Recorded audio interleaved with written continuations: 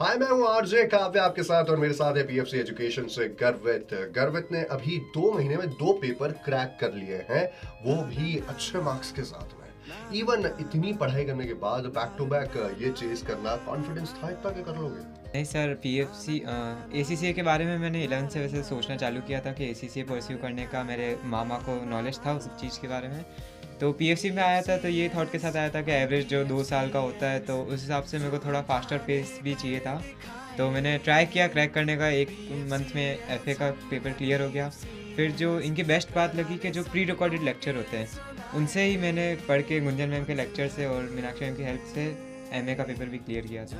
Okay, तो आपकी journey of life के बारे में बताना कि आपने शुरुआत कैसे करी, कैसे आप एसीसीए में आए और क्यों एसीसीए चूज की? तो मेरी फर्स्ट टू 10th स्कूलिंग हुई है the study senior secondary school से। फिर मैं 11th और 12th में था आरएमडीपीएस में। तो एसीसीए के बारे में वैसे तो इतना कुछ पता नहीं था, पर ये पता था कि सीए नहीं करनी है, क्योंकि सीए में मतलब यूँ कोर्स था भी और अपन न्यूमेरिकल भी देखे तो 1% पासिंग रेट है स्टार्टिंग में ही, कि फर्स्ट अटेम्प्ट में 1% बच्चे पास होते सीए में। तो ये था कि थोड़ा सा मतलब फ्लेक्सिबल कोर्स मिल जाए, इस टाइप का कुछ मिल जाए, तो एसीसीए के बारे में पता चला।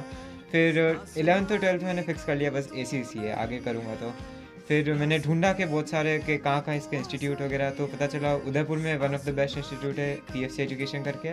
फिर मीनाक्षी मैम के बारे में मेरे रिलेटिव बहुत जानते थे, वो सीए सीएस मैम सब है, तो उनसे फिर बात हुई कि हाँ हो जाएगा। बस फिर तो पीएफसी में। पीएफसी में ही क्यों आए? और भी ऑप्शन हो सकते थे। हाँ, और भी ऑप्शन थे बाहर जाने की भी, कि हैदराबाद वगैरह उन सिटीज़ में। फिर मैंने मेरी अभी जो यहाँ पे पीएफसी में पढ़ना है यशिजा चौधरी करके, तो उन्होंने बताया कि बाहर स्कैम्स भी बहुत होते हैं इन चीज़ों में, कि फ़ीस ले लेते तो पढ़ाते नहीं हैं इन सब चीज़ों में। तो मैंने कहा पीएफसी, फिर मीनाक्षी मैम के बारे में इतना पता ही है तो पीएफसी व्हाई नॉट।